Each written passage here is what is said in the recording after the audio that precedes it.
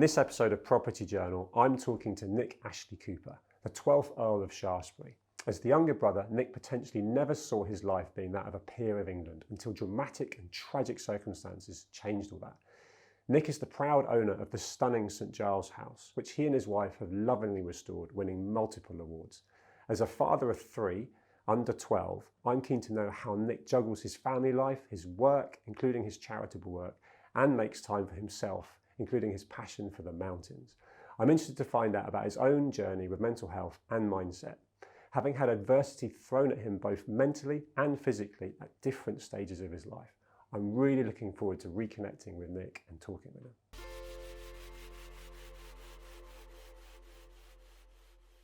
Nick, welcome. Thank you. Thanks for having me. Tell me, who is Nick Ashley Cooper? I am a 44-year-old dad, lives in Dorset, part of an aristocratic family. Well put. And that's as far as mountain lover. Yeah. I want to talk to you about that. I mean, we unusually for me on this programme, we actually went to school together and haven't actually reconnected since not that long after school, which is really, not good, but great to be connected now. But in terms of after school and the journey from a career point of view, I'd love to know what you did and what you were focused on and where life was taking you at that time. Yeah, so school, John, I don't know if you remember, for me was quite a tough ordeal. I was never really that keen or happy, just wanted to get out and be in the real world. So I was relishing leaving. Yeah.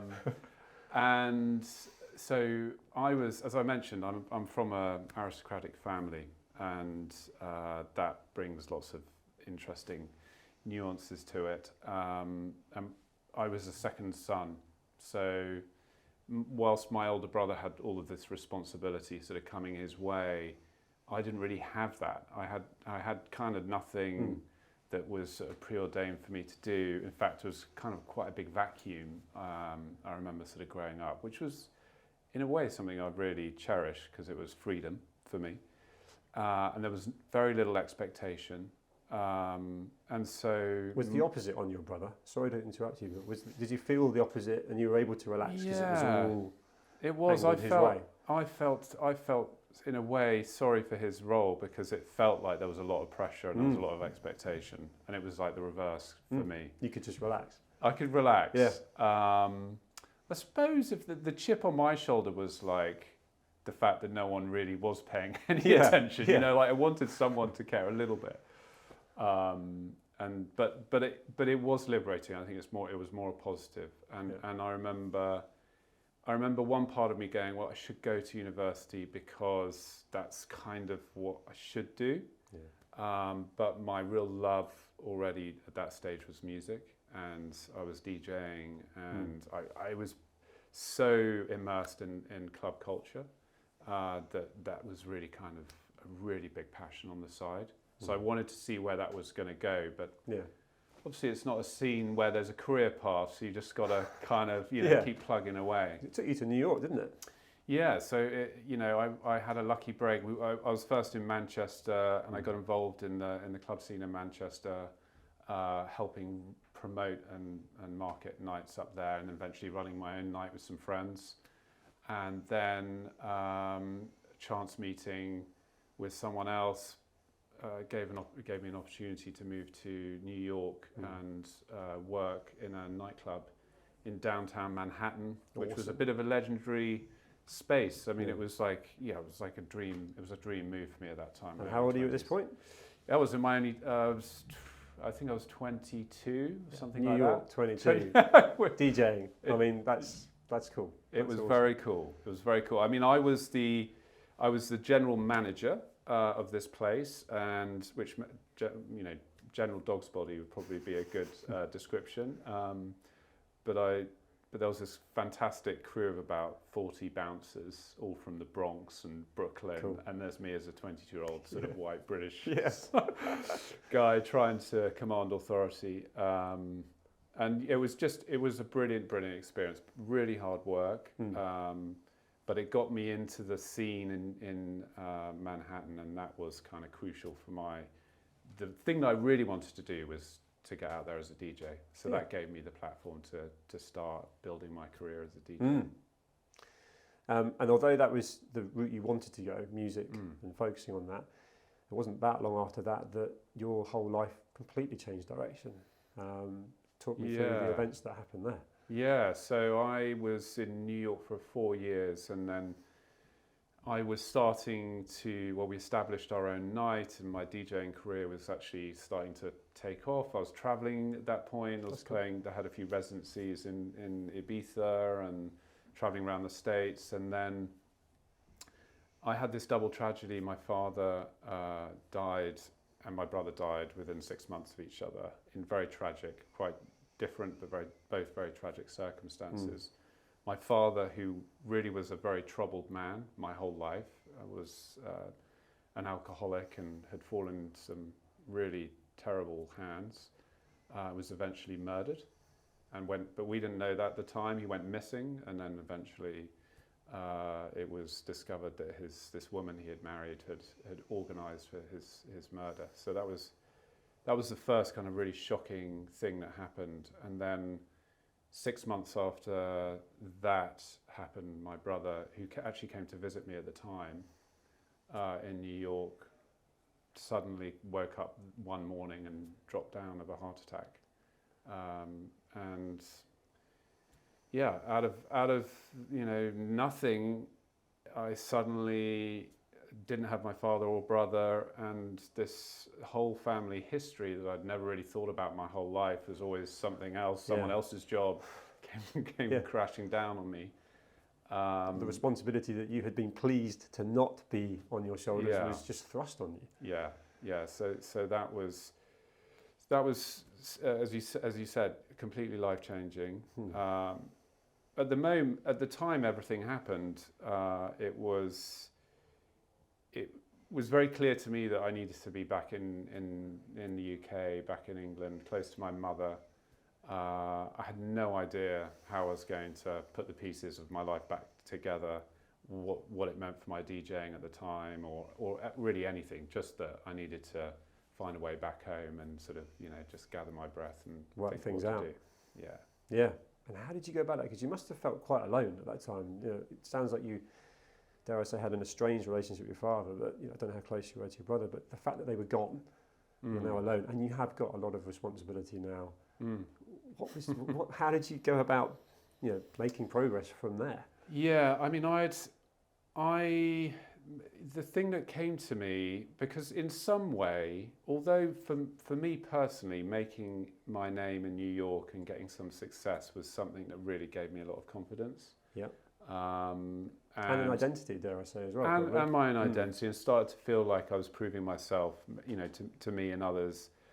So I had some confidence, but I still felt a little bit like the black sheep, the kind of wild child that had gone off and so some part of me felt like I needed to rise to the occasion of this moment in my life and all, if you like, prove to myself and others that I was able to take on the responsibility and that I was someone that they could trust in.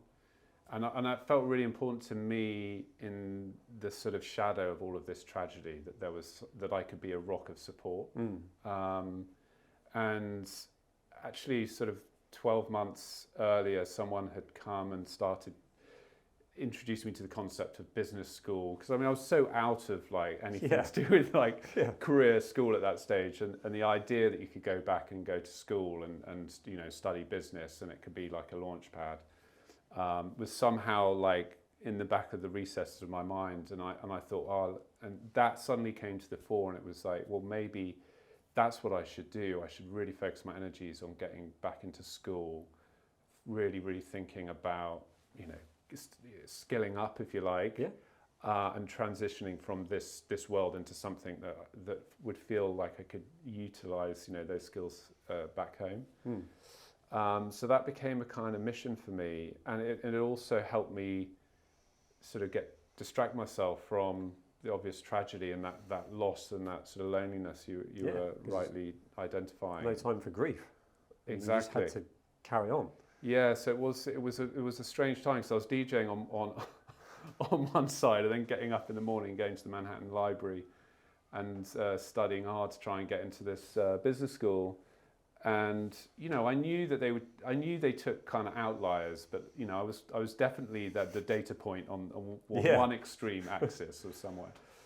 And anyway, I was lucky enough to get into London Business School, and that I think was such a boost for my confidence, and it gave me 2 years to not have to think of what to do, because I think the scariest thing for me at that time was just the vacuum of like, what do I do with all of this? And I needed thinking time, and partly just keeping my mind busy and learning felt like it was partly a distraction, but it also felt like I was sort of usefully gaining knowledge and skills that would help me.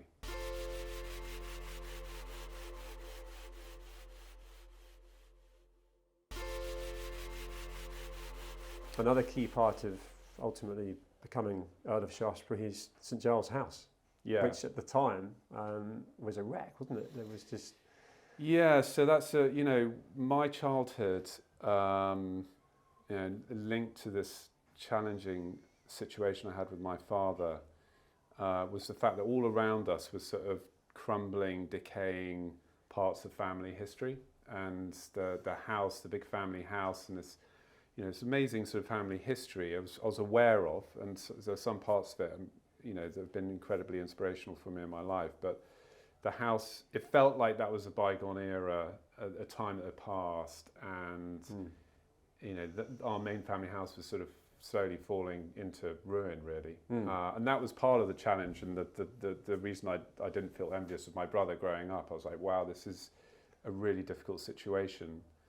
And of course, when I came back from New York, that was one of the key things that I was faced with, what to do with this house, because it's Grade 1 listed. It's it's one of the it's on the most important category of heritage in the country.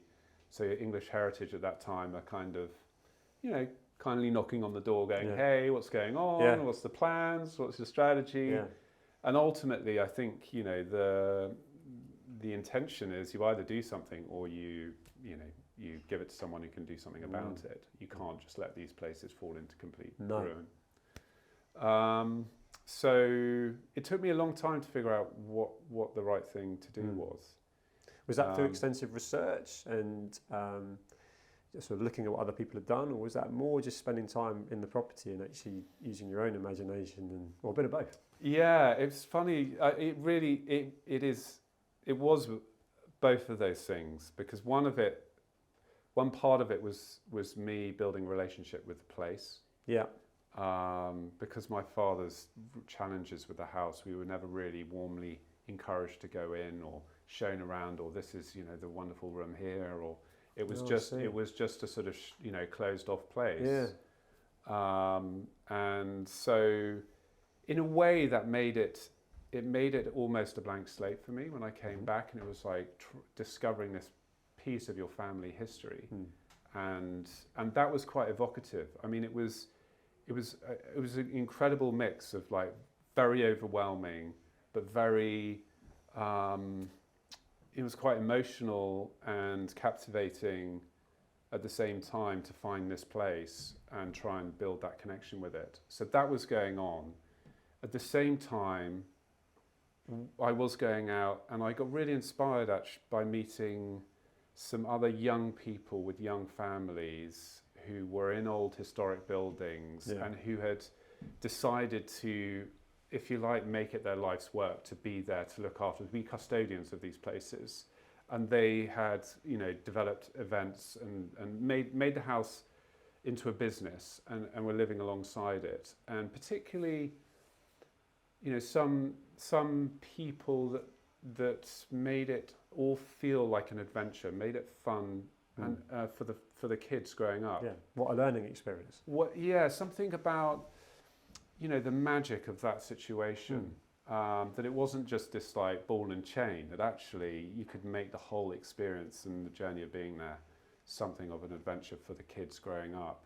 And that was a bit of a light bulb for me in terms of, I never had that experience. For me, it was just a sad place to look at. And it became really exciting for me to imagine trying to get into the place and bring up a family that could start to feel like it was an event. It didn't all have to be fixed or all be done, but they could feel like it was just an adventure, the whole thing.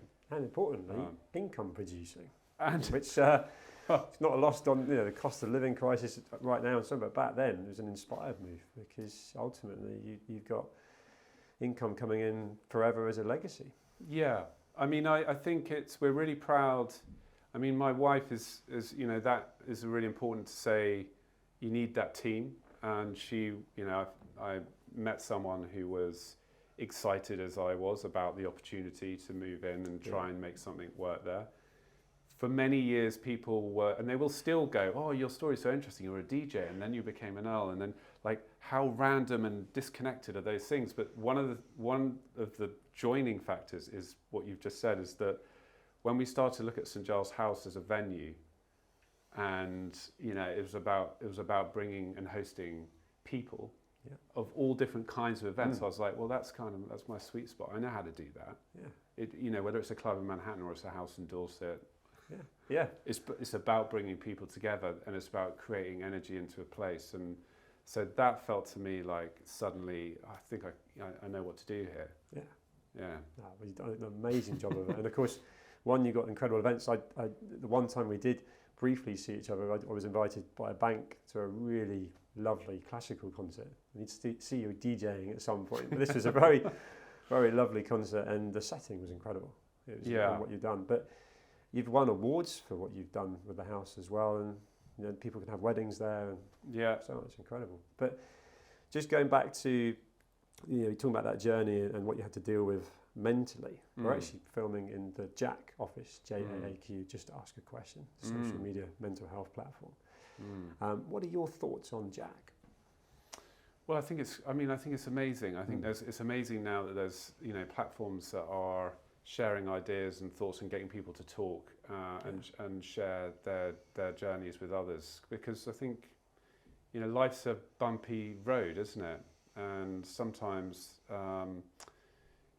challenges can rear their head at any time in your life, and you don't know when they're going to come. So I think for me, it's been really helpful having people around me, close to me, to kind of offload, to share the challenges I've been going through. So I think it's all really important that we are sharing ideas with each other.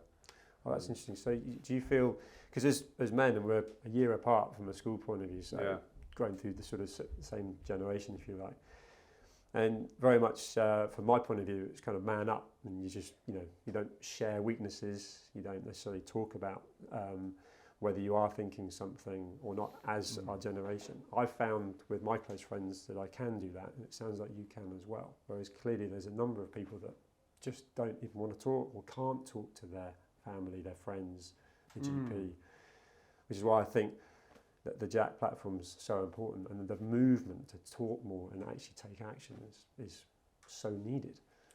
Definitely. I mean, I would say I've learnt, the area of grief is really interesting, because I feel like there's no right way to grieve. Right, sometimes emotion can come out straight away and pours out of people, and that's a real release. And some people, it takes time. It takes time to percolate through the system. And in my particular situation, I found it really useful to keep busy, to channel my energy into productivity, and then it came to a point. It actually took me a couple of years before I was ready to go, what, I've probably parked this now for a while. And it was, that energy that I was putting into this to actually almost driven by the grief, was really effective and useful. I got really far, but now it's time to go back and really sort of address that emotional side. Comes with maturity as well. Just listening to you then, that comes with maturity and a certain amount of experience. Where, dare I say, at a certain point you must have thought, okay, I've got this clothes in the cupboard a little bit, and I need to give it an airing. Yeah, and I think that was I think that's right. I think it's so there's not a specific time. I think as long as you're being honest with yourself and true to yourself, like there's no rule book about exactly how you go about it, but that you know that there's those avenues in which, when it's time, there are places you can go, and sometimes it's really difficult. You know, the other thing I've done, which was interesting, was did some work with the Samaritans, and that was really powerful for me because it taught me about really the power of listening, and understanding that sometimes it's really difficult to talk about really challenging stuff with your close friends and with your family. Sometimes it's stuff that you don't want to, for fear of judgment or loading onto people close to you with burdening other people. Yes. And so being able to speak to someone who just is there to listen to you, is just there to actually hear you out, is a really powerful thing. That's awesome that you've helped the Samaritans there. Just in terms of yourself and your own journey, the things you've been through, which actually we must cover, it includes not just the emotional side, but you had a really, really bad accident and injured your spine, didn't you? I think you shattered your spine falling off a horse. Yeah. And we'll talk about that in a moment. But in terms of just processing your own mental health along with your own fitness, there's so much promotion of cold showers and yoga and self-development books and so on. What have you done, and what do you consistently do that works for you, that kind of keeps you mentally fit and physically fit? So you're right, I broke my back, and that led me into various things. I swear by Pilates, but that's that may be specific for my own back situation. So you weren't doing Pilates before then? I wasn't doing Pilates. Okay. And I was introduced to all manner of different things after I broke my back, and Pilates is one that really stuck. I mean, cold, I did a bit of cryotherapy as well, actually, speaking of cold treatment. Any cold plunges and anything like that is always really effective, although I don't have a sort of routine of that. My go-to are, I mentioned at the beginning, mountains and running. So I think I draw energy from being out in wild places, getting my head out of the sort of hamster wheel, if you like. So I really find I get to that place in the mountains, but also it could be the wilds or off the beaten track. And there's something about the connection. I mean, running to me has been the thing that's made me feel most human and most connected to the ground and to the earth, and to when I'm physically pushing myself and sort of being in somewhere inspiring in nature, in the wild, wherever, it just makes me feel alive as a person. So that's kind of, if I'm working too hard and I don't have something that is, in the diary or in the future plan for me to get out and do something like that, then I know I need to sort it out and get something penned in. Yeah. So Nick, when you had your accident, clearly that was had a massive physical impact on you. You've since gone into charitable work with a spinal challenge and other charitable organisations. Do you want to talk me through that? Yeah, I mean, the first thing to say is that I was, phenomenally lucky. I came about as close as you can come to being paralysed from the waist down. I lost some nerve function in my legs, but there was a period in hospital where I kind of tasted the fear, if you like, of your life, completely changing overnight.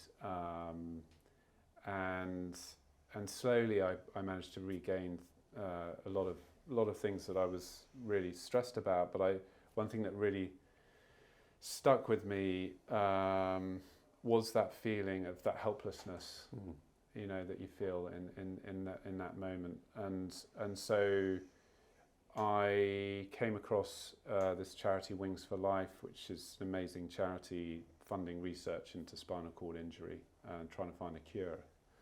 And I got really sort of passionate about helping them with that mission. I mean, it's a fantastic, bold mission, but it really needs to happen. Okay. Because people that, you know, whatever the situation, whether it's a car accident or falling off a bike or a horse, whatever, it's just a split moment and your whole life is turned upside down. So if we, and I'm sure we will one day find a cure for that, I think you give people in that moment some kind of hope again. So yeah, no, that was a big journey for me, and I've always found that those tough moments in your life, they always open your eyes to things and make you more appreciative of what you've got. Give you perspective. And give you perspective. You had plenty of that line there in Austin. Yeah. Wow. Well, it's been awesome to reconnect with you, Nick. I've loved talking to you. Thank you so much. Likewise, John. Cheers. Nice to see you, man.